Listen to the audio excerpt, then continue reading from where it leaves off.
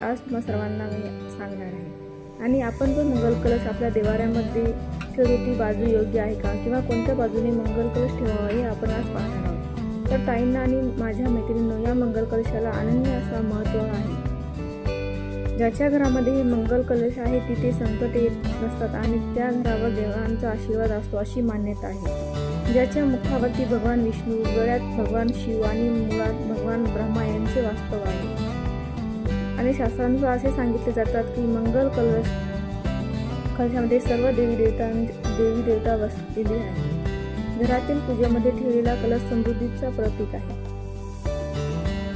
मंगल कलश हा आपल्या कुलदेवताचा प्रतीक असतो। काही ठिकाणी इतर परंपरा आहे आणि जिथे नसेल तिथे पण मंगल कलशाची स्थापना केली पाहिजे।